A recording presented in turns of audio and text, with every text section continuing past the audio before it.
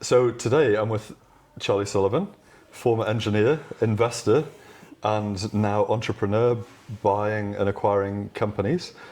Charlie, just thought we'd unpack a bit of your journey and find out what you're up to these days. Many people won't understand your journey of how you started off as a design engineer through to the latter days in engineering of floating a company with Techmar. Yeah. How did that happen? Yeah, so, well, firstly I studied up in Newcastle in the northeast of England and studied mechanical engineering. I did a master's up there, worked my way through over 4 years, and then I went into industry. Worked for a number of businesses around Newcastle and Middlesbrough. I kind of, I sort of, my career is more the verb than the noun, if you like. I sort of careered from one job to the next, but I was searching out an opportunity really. I wanted to learn enough about engineering to then be able to go and take that into sales and management, and I did that. I worked for Royal IHC, who you know, and moved on to places like Wilton Engineering. Had a great time there working for the legendary Bill Scott, and Steve and the team there, and Andy and all that, and yeah, had a great time. And then this role came up at Tekmar, which was a manufacturing company in the offshore wind space based in Newton Aycliffe, a little bit down the road from Newcastle, and they were looking for a sales manager to grow the oil and gas side of the business, and I saw that as sort of my opportunity to create a bit of something out of nothing, if you like, and that's what we did. So over 4 years, from 2014 to 2018, I helped build that department, spearheaded that growth there, and we went from a standing start to in excess of 5 or 6 million turnover. And yeah, we did over 100 projects, 35 different customers in the oil and gas space, and yeah, it was a lot of fun. And it all kind of came to, a peak, if you like. The big moment was in June 2018. We took that business to flotation on the AIM market, the alternative investment market. We were turning over about 25 million at the time. It was 5 million EBITDA. And we got a 12x multiple, which was incredible. So yeah, we raised just short of 65 million, and it was a great day out. Yeah. and it was a great moment to get to that point. Fantastic business, really great management team, good young team, and we were really proud of that achievement at that moment. Yeah. For those people that have never, including myself, taken a company to AIM, what's it like actually being there on the day when you? Yeah, so on the day that's like a lot of the hard work had been done, and James Ritchie, who's our chief executive, he was, spearheaded this really and driven it. So a lot of the hard work in getting it to that point was with James and the finance team and things like that. But we contributed as the management team, and we were part of that. And so on the day, I remember we were actually at an offshore wind show the day before, and people knew that we were going to float. And so when it came to it, it was an early start. We were down to the stock exchange, and it was a case of kind of ringing the bell hypothetically, because there isn't really a bell as such. It's more of a computer screen that just spins round, and that was it. So yeah, we floated in the morning. Popped a few bottles of champagne. A couple of people gave some speeches, and we went off and had a great day. I think what I find fascinating about that is I've known you right from the start of your career, seeing your love of people, love of commercial interest, deals, and how that ultimately ended up at that AIM experience. I guess not everyone gets there, but you could have done the safer option of just, I'll crack on, keep crunching engineering calculations, but you always had that desire to move into something else. Do you think that, looking back, do you think that was the right move? Yeah, 100%. Yeah, I think, don't get me wrong, I really enjoyed what I was doing in engineering, but I kind of found that it was like a lot of people stay in a role and they do it again in a different project, or they get better at that particular role. I was trying to find my fit, and I was trying to find what is it that I want to do, what do I really enjoy. And as you say, I've always enjoyed building relationships with people. I love the strategy side of business. I love sales and all that comes with it. And so that took me on this journey that began in management, but ultimately ended up in boardrooms, and being part of making bigger decisions. Albeit, admittedly, I was a smaller part of a lot of big cogs in the company. I was by no means a majority shareholder, but I was at the table and I was contributing, and I loved the cut and thrust of doing business, making decisions, when we had over 100 staff at the business. And so, the decisions that were being made had big impacts, and on not just on the bottom line, but on the people that we were working with. And I got a lot of satisfaction out of that, particularly when you're at the front end bringing projects into the business. You know that you're helping to secure production and manufacturing for a lot of other people as well. So that was a good part of it, yeah. So to bring people back up to speed from that AIM experience to then what you went on to do in property, what you're now doing, close the gap there, Charlie? So post-float, the company became a very different company. Obviously, you're a public listed company at that point, and my role changed. So I moved from working within Techmar to then a group role within the group. And for a period of time, that next year, I was heavily involved in going to meet other companies that we could potentially acquire, because we came out of the float with a bit of a war chest and a remit, really, to go and structure deals to buy other companies. One of which I brought to the table, actually, which was Ryder Geotechnical, and that was with a guy called Nigel, who I'd played football with for a church team back in the day, church called Jesmond Parish Church. And that was actually one of the first acquisitions that was done. And as I say, that was the look behind the curtain. And understanding how these deals are structured. But then from that point, I felt like I'd achieved what I'd wanted to do in engineering. I had a young family at the time. I had one kid and one on the way.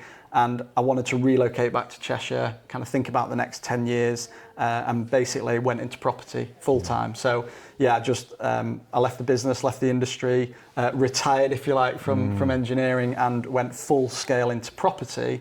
And then it was during my time in property investment that I started to think about how could I approach businesses that were profitable, established in industries that I had some experience in, where I could add some value at the top level, and really kind of take them to that next stage of growth. And buy them from the previous owners, and that's how my M&A adventure started, if you like. Yeah. And Charlie, you've had some pretty impactful things that have happened in your personal life. I hope you don't mind me asking about, earlier things with your father, but he had quite an impact on you, didn't he, in terms of what he was doing in business, being an entrepreneur. Are you able to share, about those formative experiences and how they shaped you getting into property? Yeah, so as you know, and probably some of the people that will see this, I lost my father when I was 23. He died suddenly, not too far from where we are today, actually. Believe it or not, this is not my house. This is we're at Mottram Hall, this is your house. Yeah, that's probably not too far from the truth, are you? No, so my dad actually passed away suddenly. He died in a helicopter crash when I was 23 years old. And I was a young man in formative years where it was a big shock. And I remember going into work the next day, or rather, it was probably a few days later after we'd sort of sorted everything out with the crash site and things like that. But that was a pivotal moment in my life and career where I had to make a decision how I was going to react to it and respond. And really, it did change a lot about how I approached business, how I approached asking for help. Mentorship. I became a lot more active in asking people who were, father figures, if you like, if they would. I just got a bit cheeky, to be honest, and I just said, "Can I grab a coffee with you and ask you some questions?" I had no shame. I just reached out and I just asked people directly, like, "Can I have half an hour of your time to have a coffee?"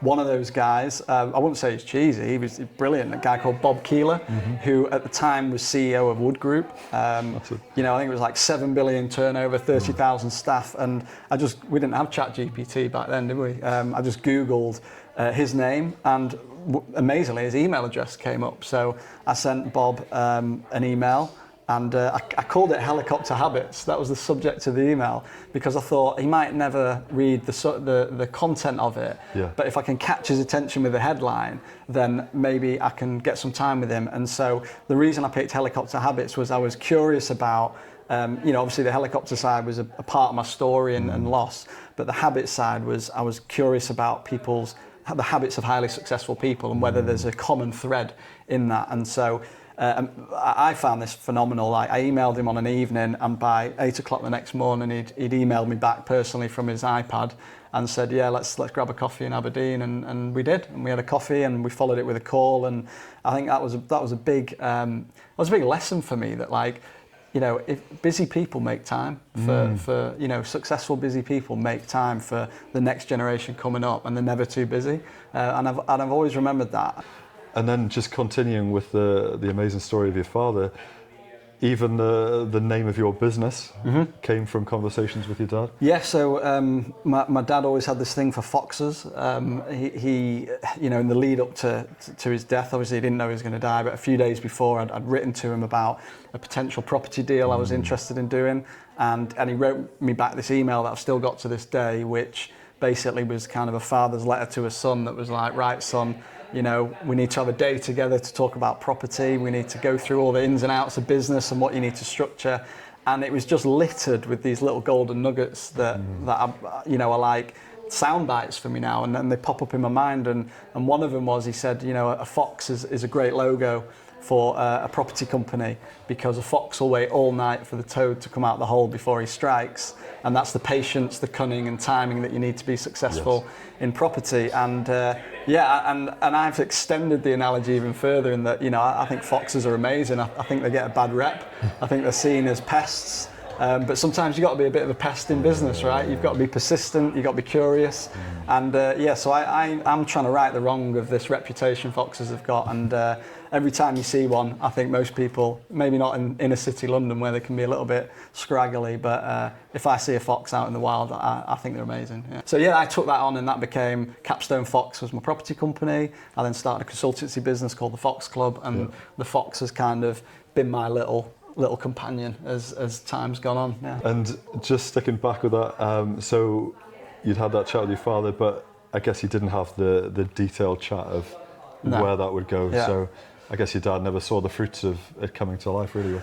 No, but you know, the foundations were there. Like the DNA was there in the sense that he had, you know, invested in me as a young guy growing up, and that was always there. And I sort of knew it. I think when you ask about me going through that process of being 20s and then going into my 30s and like why I went into the things I did, I worked in engineering, but I always had this niggling feeling of like, I want to do something for myself one day.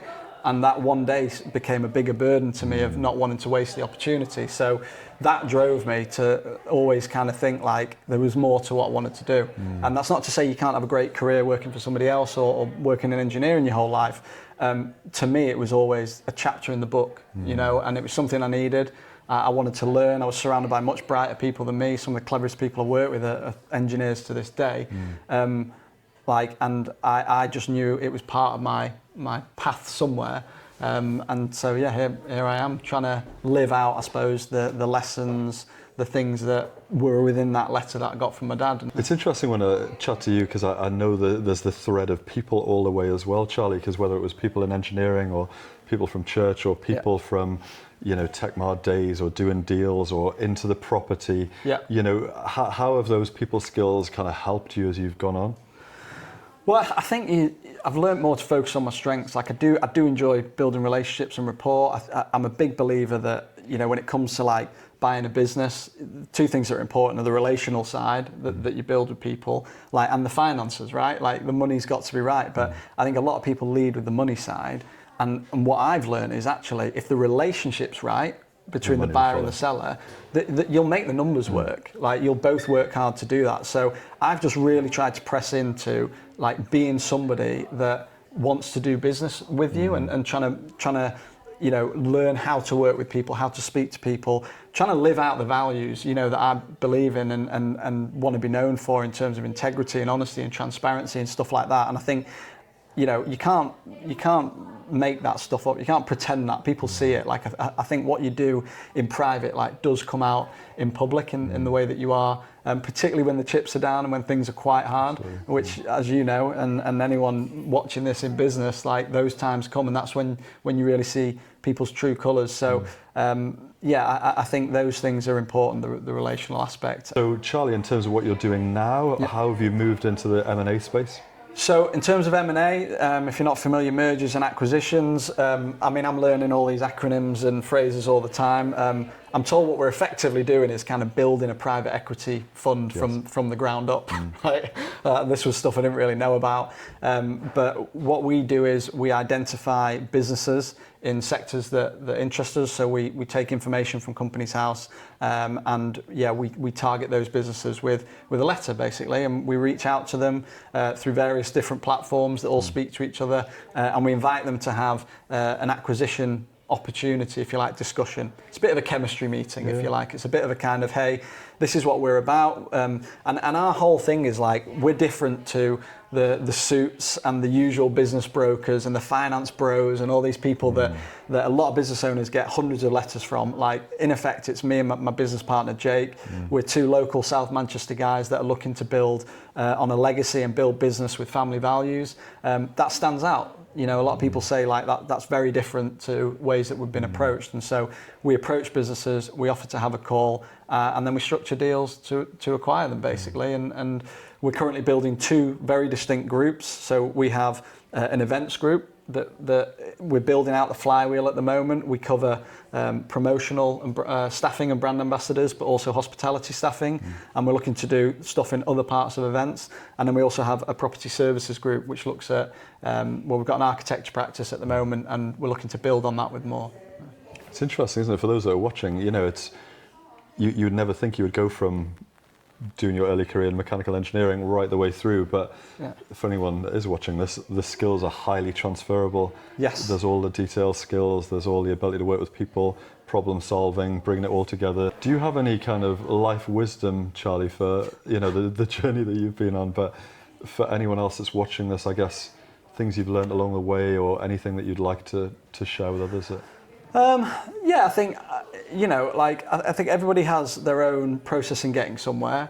I think if there's anything that anybody watching who's maybe thinking about doing something different can take from this interview, this conversation, is that, like, you'll never be ready for that moment. Like, you know, I have this phrase, well, there's two things that spring to mind, and one is that fear is a mile wide and an inch deep.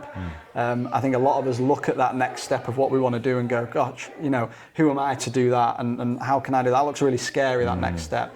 But the reality is, once you get past that threshold, it's actually not that scary, and you can do it with the right people around you. So that's the first thing. And the other one is, you know, jump off the cliff and build the plane on the way down. Like, that's a big one for me, is that more and more I realise that you will never regret backing yourself.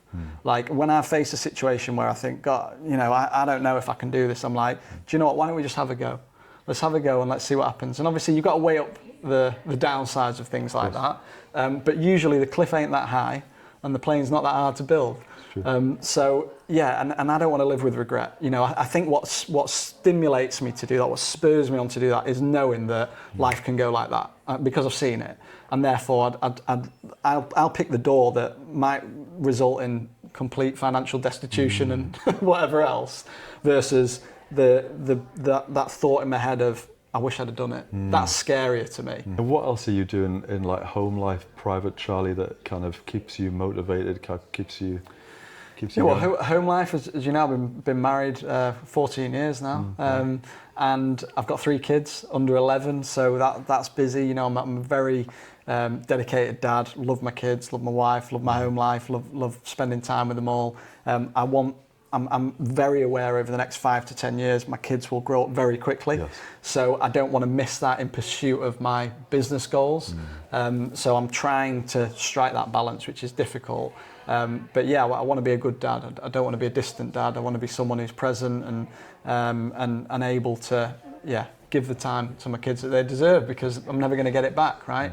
And I know I'm chucking out a few phrases, but like, I always think of, like, you'll never regret spending more time with your kids. True. You know, when you get older. So that's a big one for me. Aside from that, I live a fairly vanilla life. You know, I think if somebody put a hit out on me, I'd be quite easy to track down on a certain time of day. I go to the gym, I go to certain coffee shops, I go home at certain times. Don't put a hit out on me though. I think what's fascinating, the more I chat to you, Charlie, is the people that you meet, like, every week or month, or we catch up after a few months, there's Yeah. quite a lot that happens, even if it feels quite vanilla. There's a lot of significant steps moving forward. Yeah, relationships are massive, as I've already mentioned. But like, you know, one of our investors is somebody who was a contact that came through my barber. Yes. And that was a conversation. It was actually with my barber where I just said during my property time when I was buying a lot of property, I said, if anybody, because I live in Cheshire, you know, there's quite a bit of money going about in some of these towns and villages. I said, if anyone sits in your chair who might be interested in investing, just mention my name, and you know, I'll see you right, and I'll speak with them, and that's how one of those relationships came about. And we're good friends to this day, me and the investor, and he invests in lots of different things. So like, you just never know where a conversation can go, and there's so much value in it. And so I'll keep having conversations and keep saying hello, and I think it's a good habit because you push past that awkward socialness. Like it doesn't come naturally. I have to force myself and challenge myself to go and say hello on a coffee, or hey, what do you do? I'd imagine you'd be quite natural. Yeah, no, I get nervous, but you know, get the frog in your throat type thing. But I just say, what's the worst going to happen? They're going to say, who are you? See you later. You know. It's funny with the barber and the hairdresser. I know a few people in the world of wealth management where they'll actively seek out those people in hotspots of, you know, high net worths or otherwise. But you know, of course, the barber, you start having very intimate, open chats about your personal life. Of course, you'll end up building a rapport. Yeah, he's got, you know, that barber had people sat in his chair saying, I've just exited my business for 50 million and I'm wondering what to do with it. And it's like, well, I know this guy, Charlie, you should have a chat. But like, I met our group chairman in a car park of a solicitor's practice, you know, and then went and asked him to be our chair. Like, these didn't happen by accident. Like, they were intentional moments where I put myself out there and said hello, and because of that, you reap the rewards, right? Yes, you do. Yeah. Charlie, there'll be countless people watching this video thinking, Charlie's a nice guy, I'd love to speak to you. Are you keen to connect with other people, Charlie, or what can other people do with your M&A journey or anything else that helps you in life? Yeah, sure. So I think two places to go. If you want to know more about what I'm doing in the investment space, then you can go on our website. So that's www.fbinvestmentgroup.co.uk. And feel free to drop me an email, Charlie with an IE at fbinvestmentgroup.co.uk, and me or one of the team will pick it up and we'll make sure to come back to you. So brilliant. Yeah. And always open for a coffee. Open for a coffee, yeah. Happy to be flown out to Monaco or anywhere else if people want meetings. There you go. No, I'm kidding. Yeah. But happy to meet. Like, again, you know, life's busy. There's lots of stuff going on, but I'll always try and make space for the right meetings. So. And Charlie, I think it's fair to say, and for anyone watching this video, you are one of life's most amazing guys, and it's a privilege that I've known you for so long. Oh, I appreciate that. And Charlie, just look forward to keeping in touch, and we will catch up soon. No, thank you. And I've learned so much from you, Rich, and I appreciate you inviting me to come on and say a few words. And yeah, we'll have a catch up in 5 years, maybe. Absolutely, or sooner than that. Okay, cheers, Charlie. Thanks.